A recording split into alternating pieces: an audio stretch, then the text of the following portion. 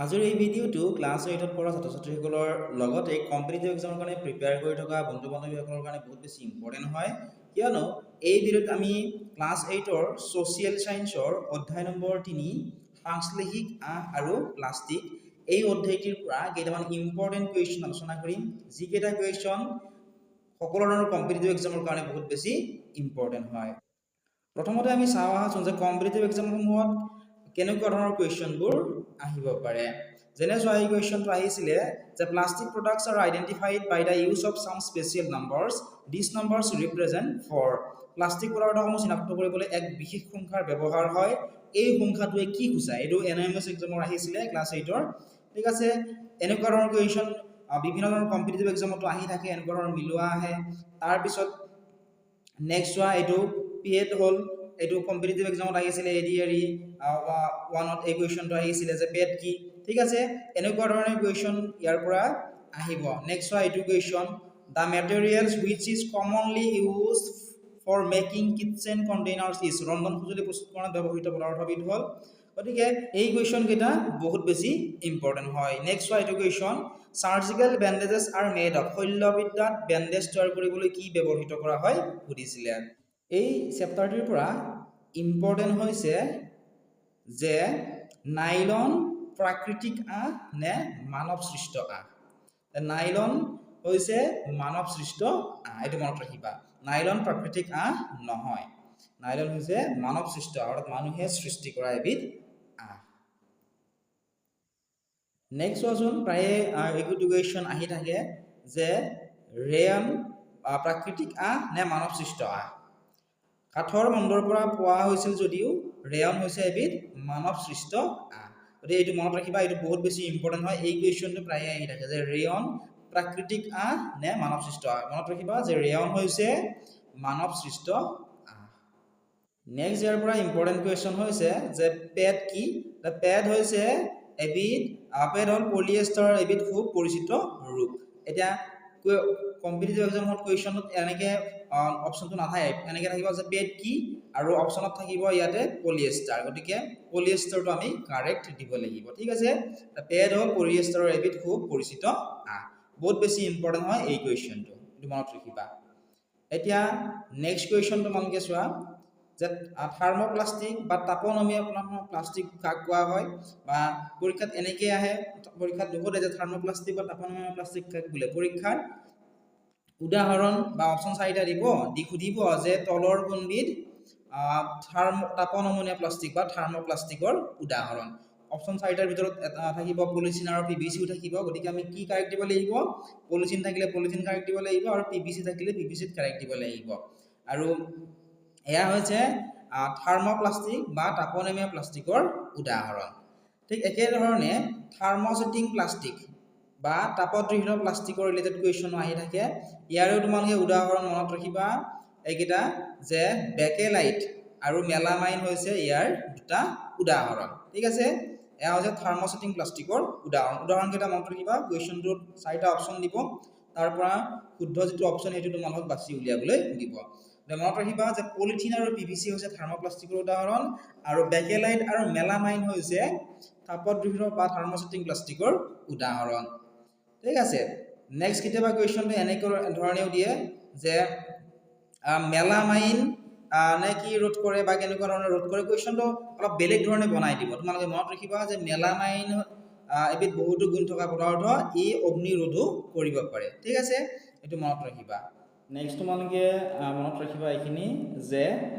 Teflon হৈছে এবিধ বিশেষ প্লাষ্টিক যাৰ ওপৰত তেল আৰু পানী লাগি নধৰে ৰন্ধন সৰঞ্জামত লাগি নধৰা প্ৰলেপ দিয়াৰ বাবে টেফলন ব্যৱহাৰ কৰা হয় এইটো কুৱেশ্যনো কেতিয়াবা পৰীক্ষাত ইয়াৰ পৰা এটা কুৱেশ্যন বনাই দিয়ে যে ৰন্ধন সৰঞ্জামত লাগি নধৰা প্ৰলেপ দিয়াৰ বাবে কি ব্যৱহাৰ কৰা হয় টেফলন ব্যৱহাৰ কৰা হয় কুৱেশ্যনটো এনেধৰণে বনাই দিব পাৰে যে the material which is commonly used for making kitchen containers is ৰন্ধন সঁজুলি প্ৰস্তুতকৰণত ব্যৱহৃত পদাৰ্থবিধ হ'ল অপশ্যনবোৰ চোৱা অপশ্যন এত আছিলে PVC, অপশ্যন বিত আছিলে এক্ৰাইলিক, অপশ্যন চিত আছিলে টেফলন আৰু অপশ্যন নাম্বাৰ ডিত আছিলে PET। গতিকে কাৰেক্ট আনসাৰ কি হ'ব অপশ্যন C টো হ'ব। ঠিক আছে, এনেকুৱা ধৰণে কুৱেশ্যনবোৰ বনাই দিয়ে। নেক্সট ইয়াৰ পৰা ইম্পৰ্টেণ্ট হৈছে যে জৈৱ পচনশীল আৰু জৈৱ অপচনশীল পদাৰ্থনো কি হয়, কাক বোলে পৰীক্ষাত নাহে। ঠিক আছে, কিন্তু তলৰ কোনবিধ জৈৱ পচনশীল বা তলৰ কোনবিধ জৈৱ অপচনশীল পদাৰ্থ তেনেকুৱা ধৰণৰ কুৱেশ্যনটো পৰীক্ষাত দিব। গতিকে সেই কুৱেশ্যনটোৰ আনসাৰ উলিয়াবৰ কাৰণে আমি জানিব লাগিব যে জৈৱ পচনশীল পদাৰ্থনো কাক বোলে। গতিকে চোৱা ইয়াত ধুনীয়াকৈ লিখা আছে যে বেক্টেৰিয়াৰ ক্ৰিয়া প্ৰক্ৰিয়াৰ দৰে প্ৰাকৃতিক প্ৰক্ৰিয়াৰে পচি যোৱা পদাৰ্থবোৰক জৈৱ পচনশীল পদাৰ্থ বোলে। যেনে ধৰা আমি ধৰা কল এটাই খালোঁ বা যিকোনো এটা ফল খালোঁ, কমলা খালোঁ বা যিকোনো এটা ফল খালোঁ, খোৱাৰ পিছত তাৰ যে আমি বাকলিটো আমি পেলাই দিওঁ, পেলাই দিয়াৰ পিছত কি হয় কেইদিনমানৰ পিছত সেইখিনি পচি যায়, হয়নে? মাটিৰ লগত কি হয় মিহলি হৈ যায়। গতিকে এই যে বেক্টেৰিয়াৰ ক্ৰিয়া প্ৰক্ৰিয়াৰ দ্বাৰা সেইখিনি মাটিৰ লগত অতি সহজতে মিহলি হৈ গ'ল, অৰ্থাৎ কি হ'ল প্ৰাকৃতিক প্ৰক্ৰিয়াৰে ধুনীয়াকৈ পচি গ'ল, সেই পদাৰ্থবোৰকে জৈৱ পচনশীল পদাৰ্থ বুলি কোৱা হয়। এতিয়া নেক্সট মনত ৰাখিব লাগিব যে জৈৱ অপচনশীল পদাৰ্থটো কাক বোলে। গতিকে চোৱা যিবোৰ পদাৰ্থ প্ৰাকৃতিক ক্ৰিয়া প্ৰক্ৰিয়াৰ দ্বাৰা সহজতে পচি নাযায় সেইবোৰক জৈৱ অপচনশীল পদাৰ্থ বোলা হয়। যিবোৰ পদাৰ্থ প্ৰাকৃতিক ক্ৰিয়া প্ৰক্ৰিয়াৰ দ্বাৰা সহজতে পচি নাযায় বা পচি গ'লেও বহুত বছৰৰ প্ৰয়োজন হয়, তেনেবোৰক কি বুলি কোৱা হয় জৈৱ অপচনশীল পদাৰ্থ বুলি কোৱা হয়। এতিয়া চোৱা ইয়াতে ধুনীয়াকৈ দিয়া আছে যে কোনবোৰ আৱৰ্জনা বা কোনবোৰ বস্তু পচিবলৈ কিমান সময় লাগে, এইখিনি অলপমান মনত ৰাখি থবা বা এইখিনি মনত ৰাখিলে অলপমান আভাস পাবা কুৱেশ্যনটোৰ আনসাৰটো উলিয়াওঁতে। যে শাক পাচলি আৰু ফল মূলৰ বাকলি বা আহাৰৰ ৰৈ যোৱা ভাগ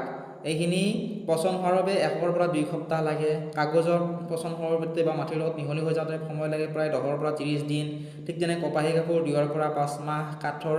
প্ৰয়োজন হয়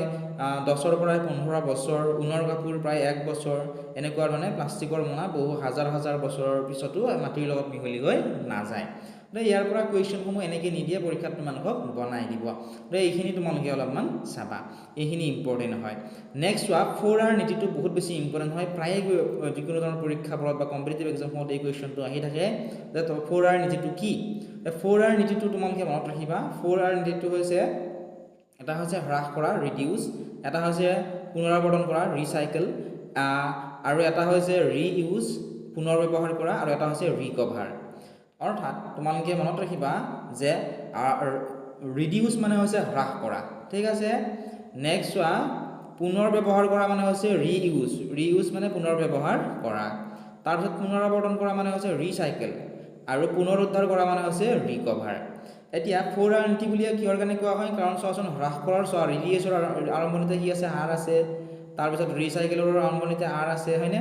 ৰিইউজৰ আৰম্ভণিতে R আছে আৰু ৰিকভাৰৰ আৰম্ভণিতে R আছে। সেইকাৰণে এই যিটো নীতি, এই নীতিটো কি বুলি কোৱা হয় 4R নীতি বুলি কোৱা হয়। গতিকে এইখিনি তোমালোকে মনত ৰাখিবা, পৰীক্ষাত এই কুৱেশ্যনটো দিব পাৰে। সম্পূৰ্ণ ভিডিঅ'টো তোমালোকে আমাৰ এপত পাবা। যিসকল ছাত্ৰ ছাত্ৰীয়ে আমাৰ এপটো ডাউনলোড কৰা নাই তোমালোকে এপটো ডাউনলোড কৰি ল'বা। এপত তোমালোকে ইয়াৰে কুৱেশ্যন পেপাৰসমূহৰ লগতে কুৱেশ্যন আনচাৰ, নোটছ, PDF সকলোখিনি তাত তোমালোকে পাবা। আৰু যদি ভিডিঅ'টো চাই ভাল পাইছা তেতিয়া লাইক কৰি দিবলৈ নাপাহৰিবা।